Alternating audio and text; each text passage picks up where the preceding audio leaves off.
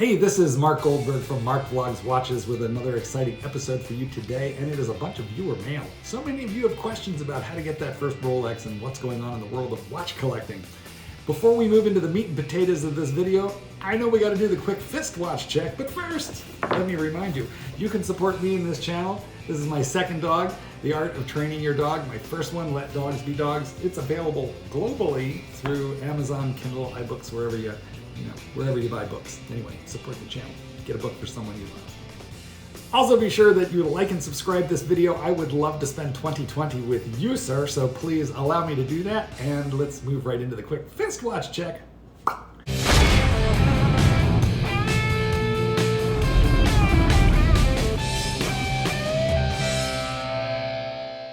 And here it is.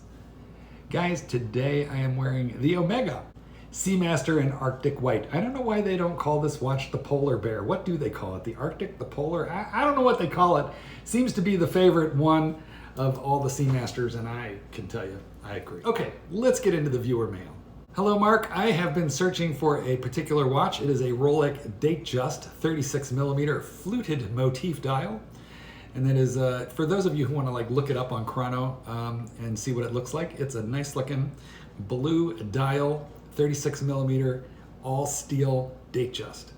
Reference number is 126234-0048, and he's telling me that retail on that is $85.50, but I'm not sure if that takes into account a little tiny price bump that Rolex hit us with recently or not, but let's call it $85.50 retail. I am currently on the wait list with my local AD. The AD has told me that these watches are in high demand. Well, you know, pretty much all of the entire steel line of Rolex, whether it be professional or classic watches, yeah, they're in high demand. Although I would think the 36mm DateJust less so. Guys, are you on the wait list for a long time for a 36mm? I'd think that one was more available. But Wilson's AD said it's in high demand and that they have not received one from Rolex for a while, so the wait might be a long time. I even tried looking at Chrono 24, but the sellers there want a substantial premium, which we'll talk about. And I even tried David SW, but they had the watch for one day and sold it at a reasonable premium. This will be my first Rolex since I previously owned Tudor watches. Should I keep waiting? I'm not in a rush. Or should I be looking at the gray market to get the watch? So Wilson, this depends, and it depends on a whole lot of things. First of all, let me show you another Wilson that waited a really long time. Wilson! Okay, so there's a lot of ifs, ands, or buts here. Let's start with this. I previously owned Tudor watches. Well, where did you get those Tudor watches? How many did you buy? Did you buy them from an AD that has Rolex as well as Tudor? In which case, those are the guys you go back to because you've got buying history with those people, but you didn't tell me. You want to know if you should keep waiting and you're not in a rush. Well, if you're not in a rush, then you know you're going to have to work the relationship with the AD, and certainly I think it's worth establishing a relationship with the AD if, and you didn't tell me this either, you have designs on other Rolexes, right? So if you'd like to get a Submariner next year, and this year is the year of the DateJust, then it's worth devoting some time and patience and energy into convincing that authorized dealer that you're the guy who should see the next one of those that comes in, especially if you have any flexibility on that dial. Because in 36mm, there's like 50, 60 different dial configurations. So are you at least a bit flexible there? So here's what I think. If you're not flexible on that particular dial, then you have to wait for that to walk in the door or for the AD to take an order. Honestly, I think the AD could take the order for that watch if they really wanted to. I just don't think that they're likely to be taking an order for a steel sports watch, but a DateJust 36mm steel, I think they could take an order for that. So what you might do is call around in your locale, or better yet, visit these guys and see if anybody's willing to take a deposit. And if you have a Tudor watch, wear it. Now, the other thing is, well, I know you say you're not in a hurry, but we have to define that. Are you willing to wait 2 years? Are you willing to wait 3 years? Are you willing to pop into an AD every 3 months, with Starbucks and donuts during that whole period of time? Or when you say you're patient and you're not in a rush, that means you'd like to see it in 6 or 8 months.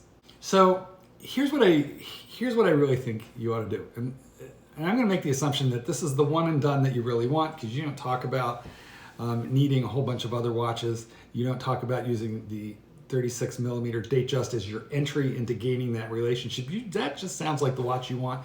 So that's the assumption I'm going to go with. I think you should call David SW back up and tell him the next one he has, you would like it. And I bet you that they'll keep your name and number handy, your email address, just in case they get one of those popping in the door. I saw one up on Chrono for around $13,500. And you know, that's not an enormous premium. It's a premium, but it's not a completely outrageous premium. And I say that because although you're looking at an $8,500 watch, you probably have almost, not quite, but almost another, just keep these numbers simple for me, guys. I don't want to have to take my shoes and socks off to do the numbers here. So let's say your taxes are going to run you, not quite, but we'll round up to $1,000. So you're really looking at around $9,500 for this watch. $9,500, $10,500, $11,500, $12,500, $3,000. You ought to be able to, maybe get one for a $3,000 premium. And if that saves you 3 years of time of waiting, well, isn't your time worth $1,000 a year that you don't have to wait? So the last piece of advice that I have for you here, Wilson, would be what are your options other than Chrono 24? I would stalk eBay for that. And that would be if you're a knowledgeable buyer. Like if you've handled a lot of Rolexes, if you can touch one and have a really good sense as to its authenticity. I know that you can get eBay authentication these days, but I don't put 100% stock in that. So if you buy a watch, get it only box and papers, especially if you get it off of eBay, and then hustle it over to the authorized dealer for an insurance appraisal. You'll probably pay about $100 for that, but that will go a long way towards authenticating your purchase. And if you're patient on eBay, you can pick something off, because you'll find a guy selling that watch rather than a company. And he's just got an offer from David SW of giving him $8,000 for his watch, so that David can turn around and sell it for 13, or, I don't mean to center on David, because that's how all watch dealers work. They have to make a margin. That's what they're in business to do. But at any rate, you may be able to give that guy $9,500, which is going to beat the heck out of what a dealer would pay him, and he'll take it. So you can play with the best offer button on eBay. But that does require a whole lot of patience. Anyway, best of luck to you, Wilson. Ralph writes me and he says, have you seen the new prices of Rolex? Have you seen them? Over $1,000 increase on a sub-date, on a GMT, and on an Explorer too. $1,000 increase, over. My question is, because of our current issue on inflation, my question is, did they raise the price because of our current issue on inflation, or has Rolex seen what the watches are selling for on the gray market? Is it time to keep your stainless Rolex pieces, or maybe cash in on the trend for higher ranking horology? In other words, upgrade to Patek AP Echelon et Lange en Zone. Because no doubt the gray market will follow. Congrats on a great year, and you obtained some great pieces. Marc, talking to me. He says, I'm reporting you to the SEC for insider trading. Then Ralph goes on to tell me that he got the call last month on a blue Skydweller, and he's extremely happy. Happy New Year, Ralph. Okay, well, first of all, Ralph, your AD loves you. If they gave you a blue Skydweller, they love you. And my sense is that you'll have a good buying history with that AD, and you were on their list for quite a while. You didn't tell me in this letter how long that took you, but go ahead and let me know in the comments. You did say, I should say, you do have a PS in here, which says that you paid market price on a DateJust 41 fluted bezel, and also on a Jubilee Wimbledon dial.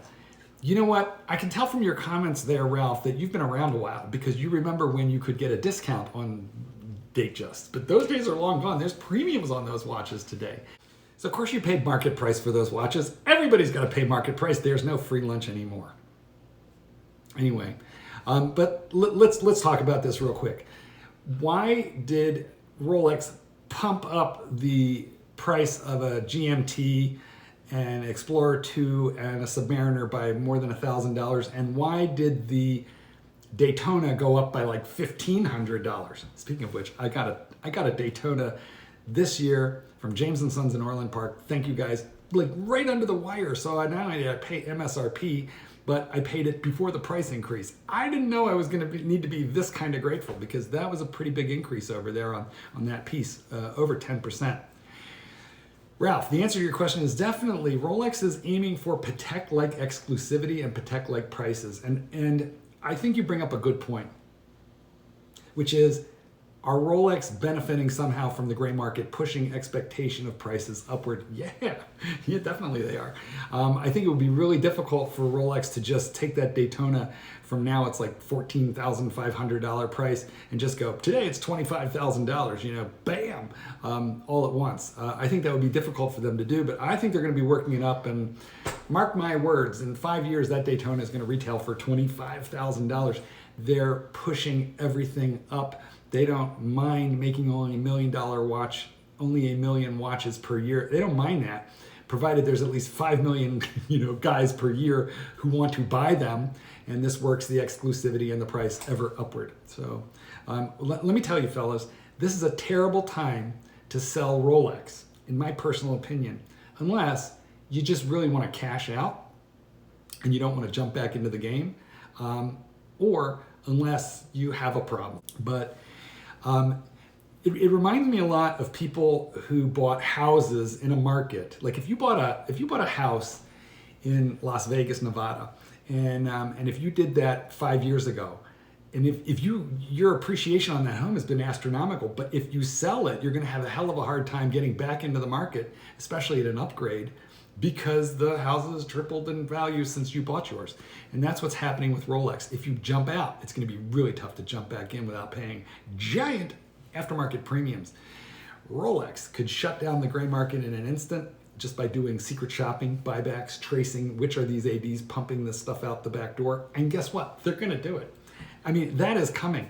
I just think they're biding their time and they're waiting. It's sort of like a symbiotic relationship right now with the gray market. Eventually, Rolex will shut it down.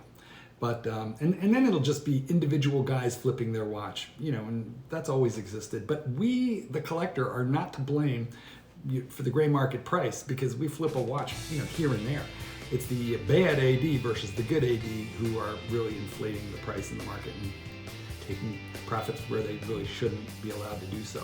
But for the moment, it's convenient for Rolex, so they're going to let it go on. Hold on to your Rolex, guys. Not a good time to jump out. And if you have time, build a relationship with the AD. Super happy to have this one after years on the wait list. Goldberg, peace out. Paint the sky.